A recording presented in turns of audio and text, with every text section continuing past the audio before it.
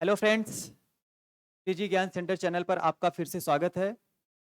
जैसा कि आप देख रहे हैं कि कुछ दिन से वीडियो अपना टीजीटी, पीजीटी, नेट जेआरएफ और ख़ास करके यूपी ट्रिपल एससी पेट को भी कुछ टॉपिक ऐसे हैं जो इसमें हैं, तो उसी को टारगेट करके ये क्लासेस चलाया जा रहा है। तो आज जो है हम लोग कल की क्लास में हुआ था भारत का सामान्य परिचय, उसको 2 टॉपिक में किया है, 2 यूनिट में उसको किया है, 2 दिन की क्लास में वो हुआ है कंप्लीट। और आज जो है हम लोग स्टार्ट करेंगे भारत का भौतिक विभाजन। भारत का भौतिक विभाजन यानी कि फिजिकल डिवीजन ऑफ इंडिया।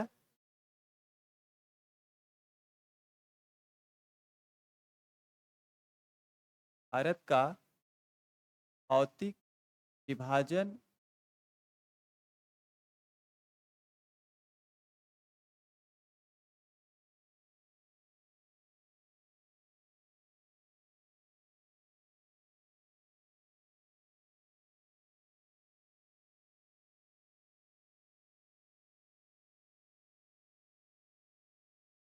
देखिए, अगर मैप से इसको देखेंगे तो बहुत अच्छे से समझ में आ जाएगा, इसको रटने की जरूरत नहीं पड़ेगी, क्योंकि जैसा ही नेचर ने या प्रकृति ने भारत को बनाया है बस उसी के अकॉर्डिंग हमको पढ़ना है।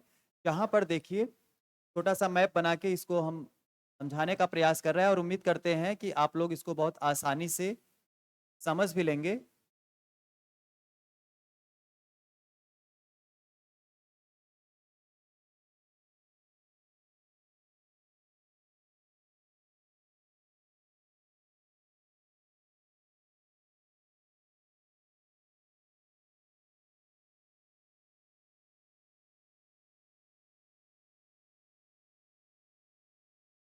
गुजरात से ऐसे स्टार्ट करिए, मैप बनाने का प्रैक्टिस करिए आप लोग,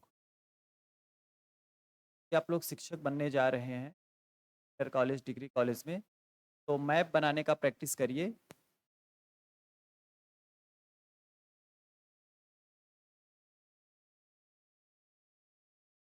ये हो गया भारत।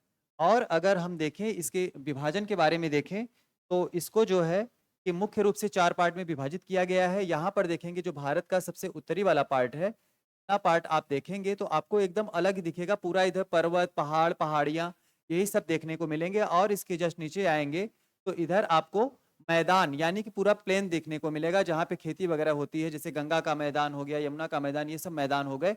यहाँ पे आपको पूरा मैदान मिलेगा जहाँ पे कृषि बहुत अच्छे से होती है, गहन कृषि होती है यहाँ पे, तो इसको मैदान के नाम से जानते हैं। और फिर इसके नीचे आएंगे तो ये वाला जो पार्ट है ये कैसा पार्ट है, त्रिभुज जैसा देखने में लग रहा है। यानी कि ये पार्ट ऐसा है जो एक बहुत बड़ा भूभाग है और 3 ओर जल से घिरा हुआ है, इसको प्रायद्वीप बोलते हैं। और इस प्रायद्वीप पर, इस प्रायद्वीप की जो स्थलाकृतियां हैं, इस प्रायद्वीप के ऊपर जो कुछ स्थल बने हुए हैं, आकार बने हुए हैं, वो कैसे हैं, पठार हैं। पठार का मतलब क्या होता है, नॉर्मल धरातल से यानी कि सामान्य धरातल से या अर्थ सरफेस से थोड़ा सा ऊंचा होता है। और पर्वतों से क्या होता है, इसकी हाइट थोड़ी सी नीचे होती है और इसका जो छत होता है ये सपाट होता है। देखिए कुछ जगह पे क्या है, ये अपवाद है, जैसे यहाँ पे पामीर का पठार देखेंगे या तिब्बत का पठार देखेंगे तो ये पर्वतों से ऊंचाई पर है। लेकिन इसमें क्या है कि कैसे इसको मानते हैं कि ये पठार है, क्योंकि उसका जो छत होता है, जो उसका रूफ होता है वो कैसा होता है, सपाट होता है, टेबल लैंड जैसा होता है, इसलिए इसको पठार बोलते हैं। तो भारत की जो ये नीचे वाली स्थलाकृतियां हैं, ये कैसी स्थल है, ये प्रायद्वीप पर है और कैसा है, पठार है। तो इसको किस नाम से जानते हैं कि प्रायद्वीपी पठार के नाम से इसको जानते हैं। और इसके साथ साथ में देखेंगे जैसे ये अरब सागर हो गया और इधर बंगाल की खाड़ी हो गई। अरब सागर और बंगाल की खाड़ी का जो ये किनारा वाला पार्ट है, तो इसको क्या कहते हैं, समुद्र तटीय मैदान के नाम से इसको जाना जाता है। ये पार्ट समुद्र तटीय मैदान के नाम से जाना जाता है। तो ये चारों पार्ट जो हैं, जो आप लोग देख रहे हैं मैप में, एकदम एक दूसरे से एकदम अलग, एकदम डिफरेंस देखने को मिलेगा। चाहे ये पर्वतीय वाला क्षेत्र हो गया, चाहे ये मैदानी क्षेत्र हो गया, चाहे ये पठारी क्षेत्र हो गया, या ये तटीय मैदान हो गया, यहाँ का पूरा एटमॉस्फेयर आपको पूरा चेंज यहाँ पे दिखेगा। सब कुछ यहाँ पे चेंज दिखेगा। आप जब देखेंगे ना तो देखने में ही लगेगा कि हाँ ये यहाँ से एकदम अलग हुआ है। तो इसमें जो टॉपिक है अपना भारत का भौतिक विभाजन है, फिजिकल डिवीजन ऑफ इंडिया, तो इसमें देखेंगे कि इसको 4 पार्ट में डिवाइड किया गया है, 4 पार्ट में। और एक एक का नाम आप लोग बता दीजिए। पहला है उत्तर का पर्वतीय क्षेत्र, उत्तर का पर्वतीय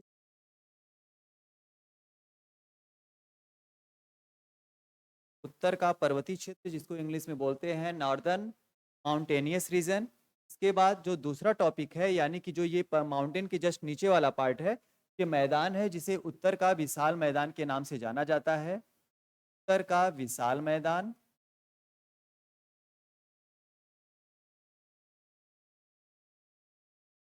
उत्तर का विशाल मैदान। और इसके बाद जो ये तीसरा वाला पार्ट है, तीसरा वाला पार्ट यानी कि ये वाला पार्ट को प्रायद्वीपीय पठार के नाम से जाना जाता है। प्रायद्वीपीय पठार यानी कि पेंसुलर प्लेट्यू। और जो चौथा वाला पार्ट है तो समुद्र तटीय मैदान। समुद्र तटीय मैदान इसलिए बोला जाता है क्योंकि ये समुद्र के तट के किनारे है, इधर Arabian sea and east side क्या है, बे ऑफ बंगाल, बंगाल की खाड़ी।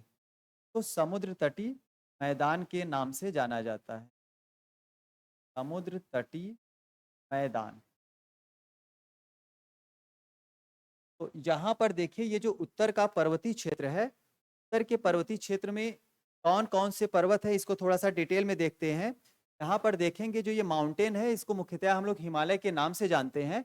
और ये जो हिमालय पर्वत है इसकी ओरिजिन कैसी हुई है, हिमालय पर्वत हो गया, इसकी ओरिजिन के बारे में देखेंगे तो थोड़ा सा इसमें इतिहास की तरफ चलते हैं। यानी कि जब अपनी पृथ्वी आग का गोला था उस समय से देखते हैं। तो यहाँ पर देखिए दूसरे पेज पर हम थोड़ा सा एक्सप्लेन करना चाह रहे हैं। यहाँ पर देखिए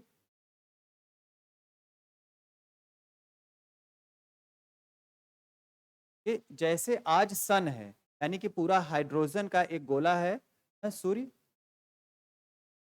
आग का गोला है जिसमें हाइड्रोजन का संलयन कंटिन्यू चल रहा है, विखंडन चल रहा है, तो वो हमेशा आग बना रहता है। इसी तरीके से पृथ्वी थी, पृथ्वी भी एक आग का गोला था। फिर धीरे धीरे इसका अपना वायुमंडल बना, एटमॉस्फेयर बना, फिर इस पे बादल बना, फिर यहाँ पे बारिश हुई और कई हजार वर्षों तक कंटिन्यू इस पे पृथ्वी पर बारिश होती रही।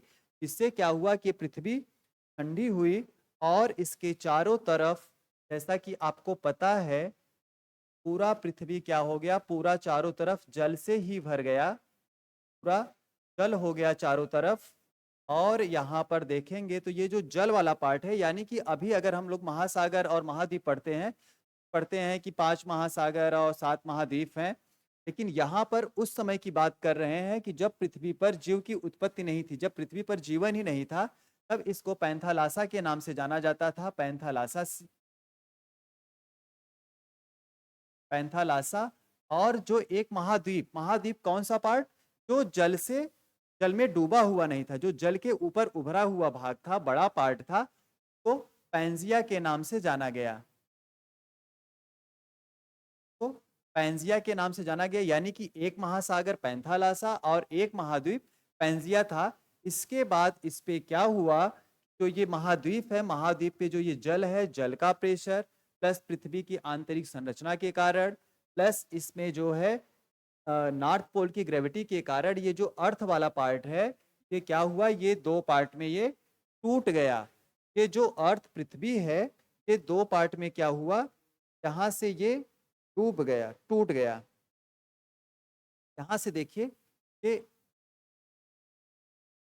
ऐसे दो पार्ट में ये टूट गया। और जब दो पार्ट में टूट गया तो फिर ये जो एक महाद्वीप था वो क्या हो गया, दो महाद्वीप बन गया। और जब जो टूटा हुआ पार्ट था वहां पे क्या हो गया, वहां पे जल आ गया, जल आ गया। तो जो ऊपर वाला पार्ट था इसको अंगारा लैंड या लारेशिया के नाम से जाना गया, अंगारा लैंड या लारेशिया।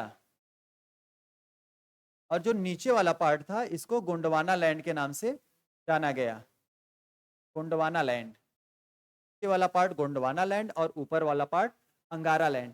और जो ये सागर बना, एक तो महासागर था जिसको पैंजिया के नाम से पैंथालासा के नाम से जाना जाता था, और जो ये सागर बना उसको टेथिस सी के नाम से जाना गया, टेथिस सी।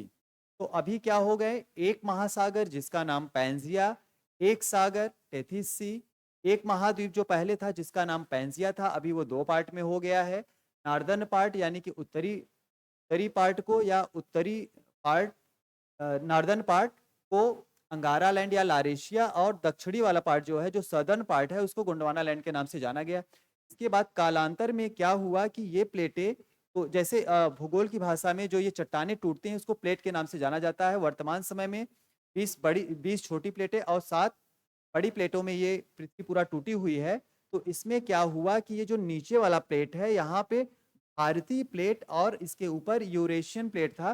तो भारतीय प्लेट क्या था, ये दक्षिणी गोलार्ध में है और नॉर्थ पोल की ग्रेविटी के कारण ये धीरे-धीरे, या तो अगर आप पढ़ेंगे, वेगनर ने एक सिद्धांत दिया था जिसे महाद्वीपीय प्रवाह सिद्धांत के नाम से जाना जाता है, उसको पढ़ेंगे तो और अच्छे से डिफाइन किया गया है। उन्होंने बताया है कैसे क्या होता है, नाव पानी पर तैरता है, ऐसे हमारी पृथ्वी महासागरों पर तैर रही थी, यानी कि चट्टानें महासागरों पर तैर रही है। ये मैं नहीं बता रहा हूँ, ये वेगनर महोदय ने बताया था। तो यहाँ पर देखेंगे कि उसी तरीके से ये जो दक्षिणी वाली पार्ट है, ये धीरे-धीरे नॉर्थ की तरफ बढ़ता गया और जैसे ही टेथिस सागर में आया, तो टेथिस सागर में क्या है, यहाँ पे सागर है, तो ये इसके नीचे क्या हुआ, इसके नीचे ऐसे धंसने लगा और जब धंसने लगा तो टेथिस सागर का जो मलबा था ये ऊपर की तरफ उठने लगा। जैसे यहाँ पर देखेंगे कि इस बुक को मान लीजिए कि ये हो गया गोंडवाना लैंड और इसके ऊपर इस वाले हाथ को जान लीजिए ये अंगारा लैंड है। ऐसे धीरे-धीरे नॉर्थ पोल की तरफ गया और बीच में टेथिस सागर पे नीचे जाने पर क्या हुआ, ये भारी प्लेट था, जो भारतीय प्लेट या इंडियन प्लेट है ये भारी था और ये क्या हुआ, टेथिस सी में ऐसे धंसने लगा। जो टेथिस सी में धंसा तो इसके अंदर का जो मलबा था ये सारा मलबा क्या हुआ, ऊपर आने लगा। मलबा का मतलब वही वेस्ट मटेरियल, जो यहाँ पे नदियाँ, जो छोटी-छोटी नदियाँ थी अपना वेस्ट मटेरियल लेके जाती थी, यहाँ पे डिपॉजिट कर देती थी। वही क्या हुआ, धीरे-धीरे ऊपर उठने लगा और इसके दबाव के कारण यहीं पे ही हिमालय की ओरिजिन हुई। जैसे ऐसे दबाव पड़ा और ये कई फोल्ड में ऐसे फोल्ड हो गया और यहीं से क्या हुआ, हिमालय की ओरिजिन हुई। हिमालय की एक लेयर, दूसरी लेयर, ऐसे करके हिमालय की 4 लेयर, 4 लेयर या 4 हिमालय की उत्पत्ति हुई। और इसमें देखते हैं, यहाँ पर फिर उसी टॉपिक पे आते हैं, इसी पेज पे। तो यहाँ पर देखेंगे तो हिमालय की 4 सीरीज बन गई। जो सबसे ऊपर वाला है तो ट्रांस हिमालय के नाम से जाना गया, ट्रांस हिमालय के नीचे एक लेयर और बना, से मेन हिमालय, इसको कई नामों से जाना जाता है।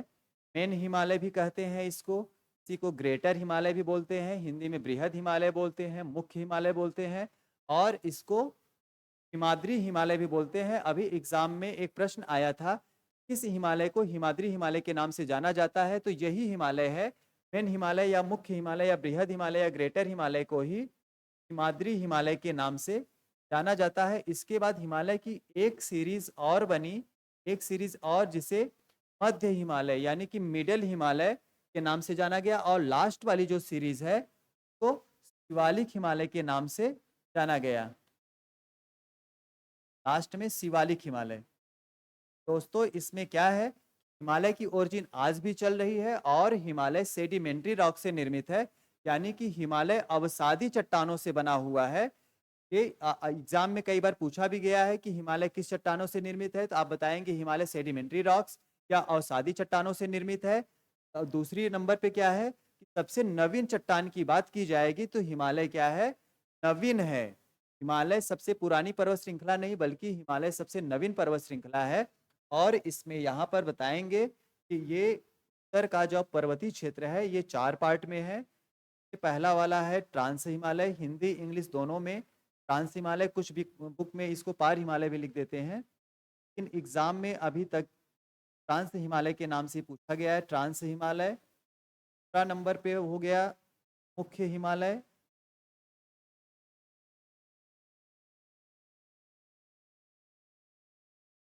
तीसरा हो गया मध्य, या इसको लघु हिमालय के नाम से भी जानते हैं, और जो चौथे नंबर का है इसको बालिक हिमालय।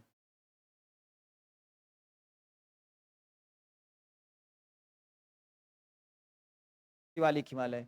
ये तो हिमालय का क्या हो गया, एक पार्ट हो गया जिसको उत्तर का पर्वतीय क्षेत्र या नॉर्दर्न माउंटेनियस रीजन के नाम से जानते हैं। इसको 4 पार्ट में डिवाइड किया, ट्रांस हिमालय, मुख्य हिमालय, मध्य हिमालय और शिवालिक हिमालय। इसके बाद आते हैं इसके नीचे, यानी कि जहां से शिवालिक हिमालय खत्म होता है वहीं से मैदान पूरा स्टार्ट हो जाता है।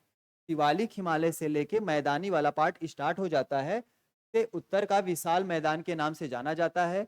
तो देखिए उत्तर के विशाल मैदान का निर्माण कैसे हुआ है, इसमें देखेंगे यहाँ पे क्या है, सिंधु नदी है, सिंधु नदी है और सिंधु नदी की क्या है, सहायिकाएँ हैं, जैसे सतलज, ब्यास, झेलम, ये सब इनकी सहायिकाएँ हो गई सिंधु नदी की। तो सिंधु नदी और इनकी सहायिकाओं के द्वारा बहाकर लाए गए अवसादों के निक्षेपण से इन मैदानों की उत्पत्ति हुई है, जिसे पंजाब का मैदान या कश्मीर के मैदान के नाम से जाना जाता है। सिंधु का मैदान या पंजाब के मैदान के नाम से जाना जाता है, जिसका अधिकांश भाग पाकिस्तान में पड़ता है। ठीक है? तो इसमें क्या हुआ, जो उत्तर का विशाल मैदान है, इसको भी 3 पार्ट में डिवाइड करते हैं, जिसे सिंधु का मैदान,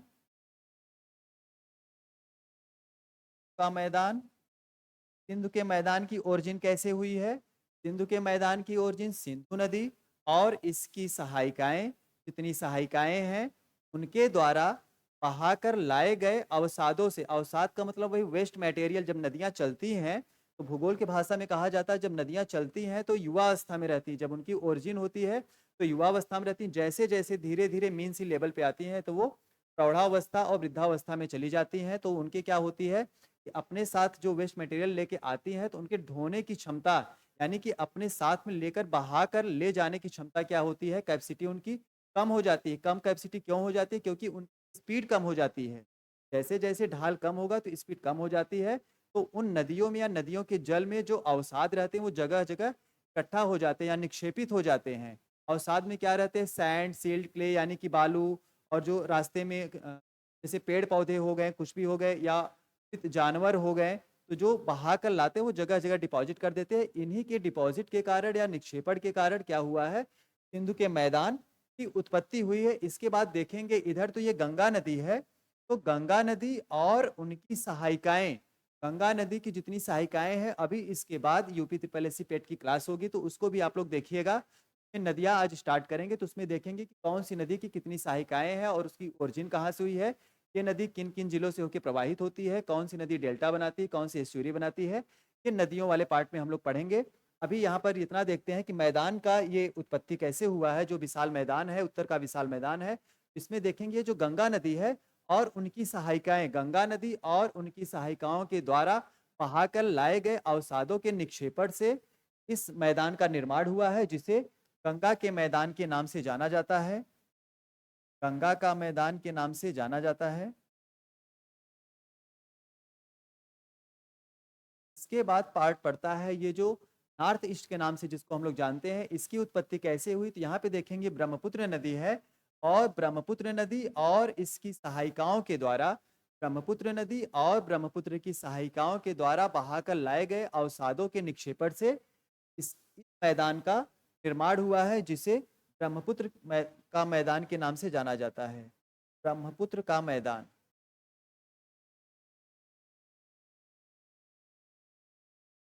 ब्रह्मपुत्र का मैदान।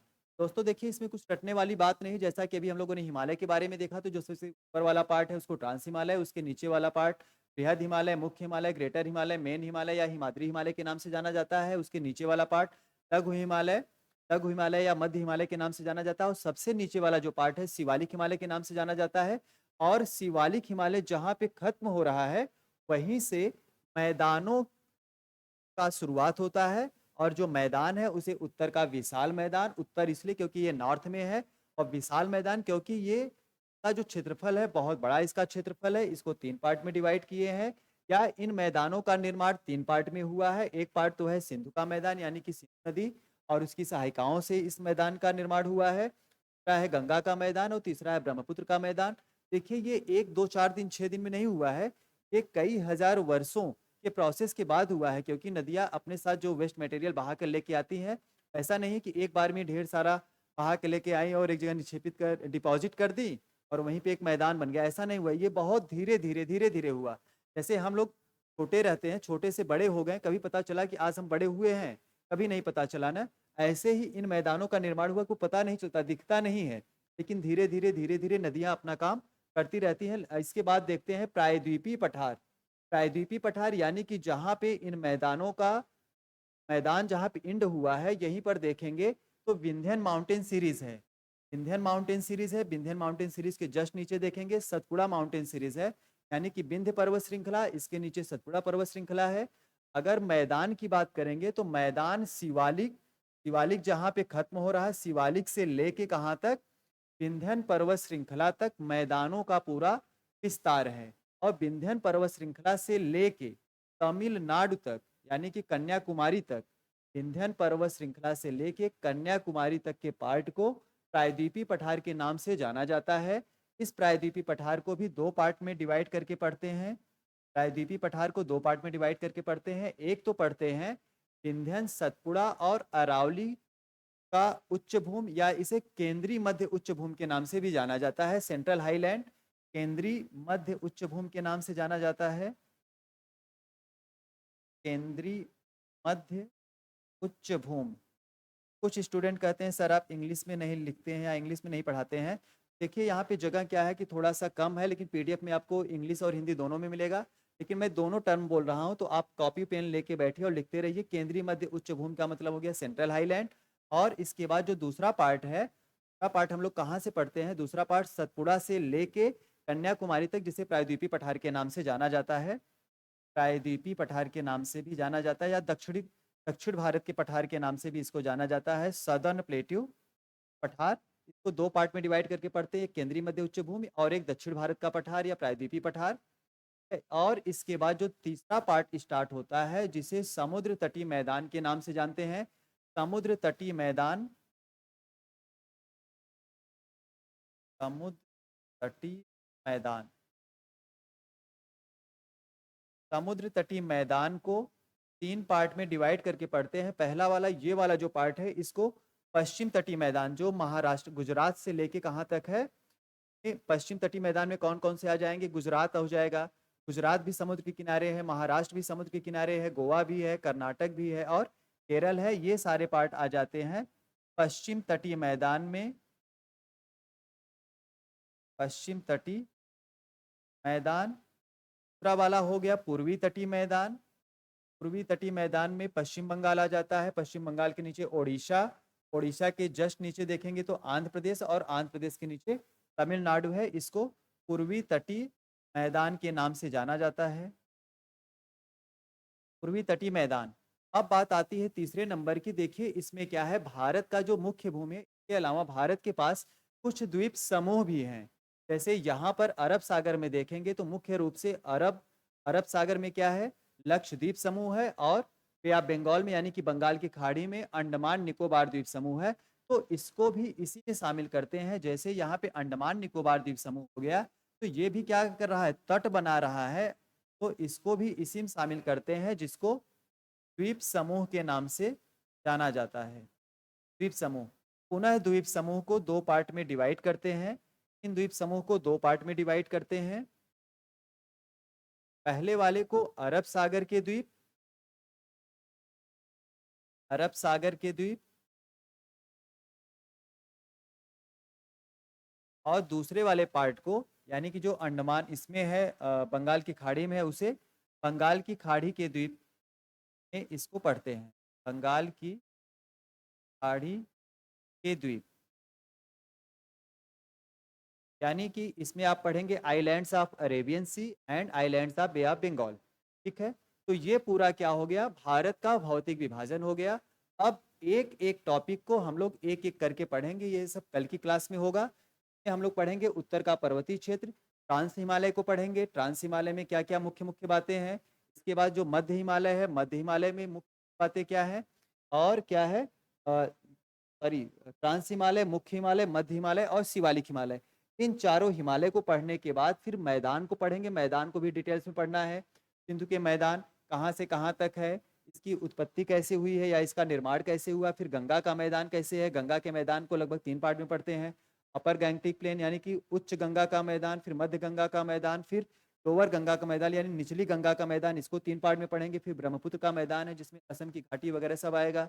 कि ब्रह्मपुत्र के मैदान में ही भारत का ही नहीं, एशिया का भी नहीं, बल्कि विश्व का सबसे ज्यादा वर्षा जहाँ पे होता है, ये ब्रह्मपुत्र के मैदान में है। यहाँ पर देखेंगे मेघालय के पास में गारो खासी जयंतिया है, जिसमें खासी पहाड़ियाँ हैं। खासी पहाड़ी के बीच में, खासी और गारो के बीच में ही पड़ता है माउसिन राम और चेरापूंजी। तो वर्तमान समय में माउसिन राम में सर्वाधिक वर्षा यहीं पर होता है पूरे विश्व में। तो ये सब हम लोग पढ़ेंगे, कल की क्लास में होगा। इसके बाद प्रायद्वीपीय पठार को पढ़ेंगे, केंद्रीय मध्य उच्च भूमि में अरावली को पढ़ेंगे, विंध्यन को पढ़ेंगे, सतपुड़ा को पढ़ेंगे। इसके बाद नीचे जितने प्लेट्यू हैं, जैसे छोटा नागपुर का पठार हो गया, छत्तीसगढ़ का पठार हो गया, मालवा का पठार, दंडकारण्य का पठार, तो इन सब पठारों को हम लोग एक्सप्लेन करेंगे। इसके बाद फिर पढ़ेंगे समुद्र तटीय मैदान को। समुद्र तटीय मैदान में पश्चिम तटीय मैदान है, इस मैदान में पढ़ेंगे गुजरात के मैदान को, फिर महाराष्ट्र के मैदान को, गोवा भी इसी में है, गोवा के बाद कर्नाटक है, तमिलनाडु, केरल है, फिर तमिलनाडु है, आंध्र प्रदेश है, और फिर ओडिशा है, पश्चिम बंगाल है। इनको पूरा डिटेल में करना है। के बाद फिर पूर्वी तटीय मैदान हो गया, और फिर द्वीप समूह। द्वीप समूह में अरब सागर, अरब सागर में जो ये है लक्षद्वीप, लक्षद्वीप के अलावा भी छोटे छोटे द्वीप हैं, जैसे जो महाराष्ट्र की राजधानी है मुंबई, मुंबई भी द्वीप पर है जिसका नाम सॉल्सेट है। यहाँ पे फिर आलिया बेट है, यहीं पर कई सारे छोटे छोटे द्वीप हैं। इसके बाद अंडमान निकोबार के अलावा इधर भी बहुत सारे द्वीप हैं ना, जैसे इसरो का जो श्रीहरिकोटा है यहीं पर है, यहीं पर पिलर आइलैंड है, यहीं पर गंगा सागर द्वीप है। तो बहुत सारे द्वीप हैं जिसके बारे में चर्चा कल की क्लास में होगी। लेकिन आज इसको पूरा कंप्लीट करना है, 1 से 2 बार मैप बना के इसको अच्छे से पढ़ना है, लिखना है, और तब तक करना है जब तक ये सारी चीज़ें माइंड में ना आ जाए। रटने का प्रयास बिल्कुल नहीं करना है। इस वीडियो को लाइक करना है, और लाइक क्यों करना है आप लोगों को पता है, क्योंकि ये वीडियो काफ़ी आपके काम की है। सब्सक्राइब भी करना है, सब्सक्राइब करेंगे तो आपको नोटिफिकेशन मिलेगा, और इसको शेयर करना है, शेयर करेंगे तो आपके मित्रों दोस्तों तक ये पहुँचेगा वीडियो, और उनको भी पता चलेगा कि यहाँ पे क्लासेस ऑलरेडी स्टार्ट हो गई हैं। और इस पे टीजीटी, पीजीटी, नेट, जेआरएफ, इसके अलावा भी यूपी ट्रिपल एससी पेट, यूपीपी, यूपीएसआई के लिए आपको बिल्कुल फ्री क्लासेस दी जाएंगी, जो कि पूरा सिलेबस से होगा। और इसके साथ में अभी तक प्रीवियस ईयर में, यानी कि जितने एग्जाम में क्वेश्चन पूछे गए हैं, सारे क्वेश्चन को सॉल्व करवाया जाएगा, और उसके कॉन्सेप्ट को बताया जाएगा कि यही आंसर है और क्यों है। ठीक है, तो चलते हैं, कल मिलते हैं फिर।